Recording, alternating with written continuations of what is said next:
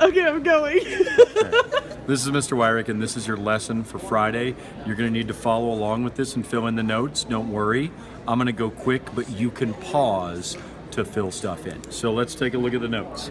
First off, up here at the top, a relation. A relation is a set of ordered pairs.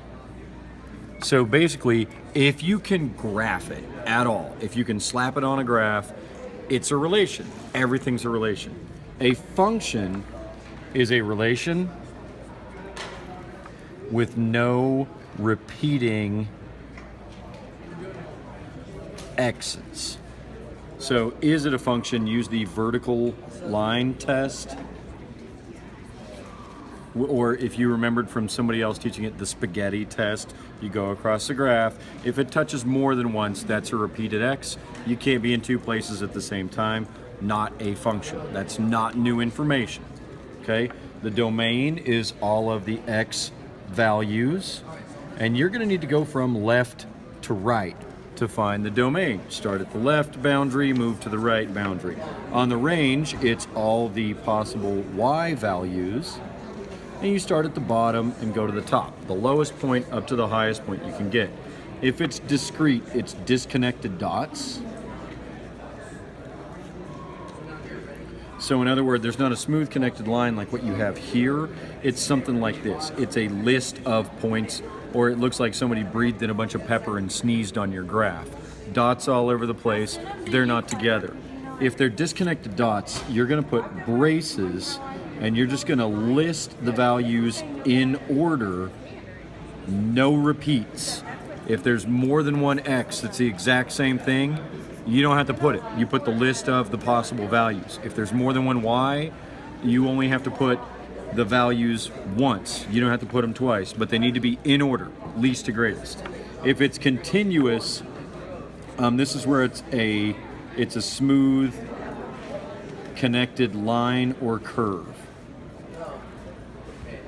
So that's these graphs down here where we are connected. If you're doing set notation is the one where on your domain you have the x in the middle and you have less than or equal to, or just less than on both sides of that. Here's your left boundary, here's your right boundary. You're used to that. Again, domain, going left to right. On your range, it goes from the bottom up to the top with the y value in the middle, and you're saying less than or equal to whatever, whatever, whatever. Okay, you are used to that.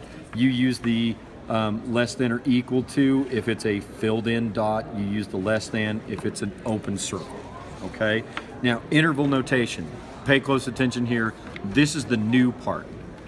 On the domain, for your left boundary, you're either going to put a parenthesis or you're going to put a bracket. Now these mean the same thing as up here. So where a less than sign was an open circle, this time a parenthesis is an open circle. So if it doesn't include it, it's this weak little parenthesis hug. Sure, whatever. If we have this bracket, it's inclusive. It's part of it. So my bracket is my filled in dot. And it'll be like bracket, left boundary, comma, right boundary, bracket. Okay? If it stops on both sides. My range is going to be something like bracket, left boundary, comma, right, or not, sorry. This is my bottom boundary and my top boundary since it's range. So bracket, bottom boundary, comma, top boundary.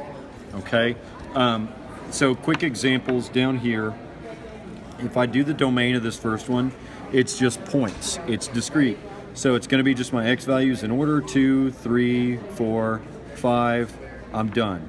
My range is going to be, again, in order. This one just happens to be ascending, 4, 5, and the 5 is there twice, and then 8. So I only have to write the 5 once.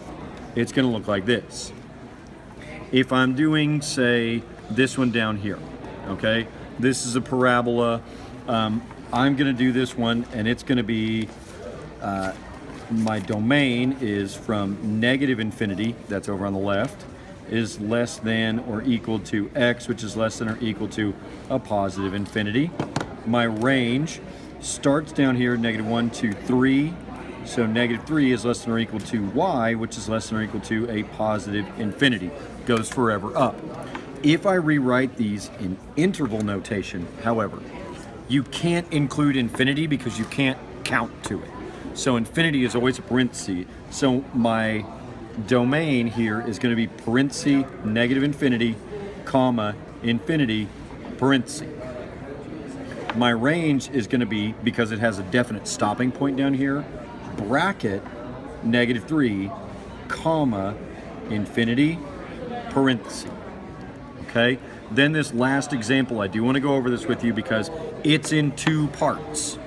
So that's going to be difficult to do. We're going from left to right. My domain in the set notation is going to be from negative 4 to negative 3. The negative 4 is included. The negative 3 is not, because it's an open circle. And then I have another one, so I'm just going to put a comma. And this is going to be from a positive 1, 2, 3, 4, 5 to 5. So a positive 1 is less than or equal to x, which is less than a positive 5. My range starts at a negative 2, goes up to 1. Negative 2 is less than or equal to y, which is less than 1. And then it starts at 3 and goes up to 4. So I'm going to put a comma. 3 is less than y, which is less than or equal to 4. Same kind of thing. But with my interval notation, I go from left to right.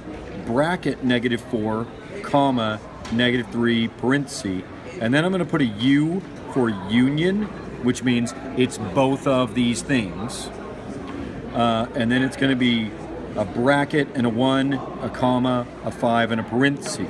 I match my signs with my brackets so they go the same as what I had them up here. Then down here, negative 2 in a bracket and a comma with a 1, and then a union with parentheses 3 and 4 with a bracket around it. Hopefully these examples will get you through. You can fill out the notes to match it. You can check with other people to get these other ones filled out if you want to, okay? And then we have an assignment for today. Get as much of that as you can done doing both set and interval notation as it states on there, and we'll see you back on Monday.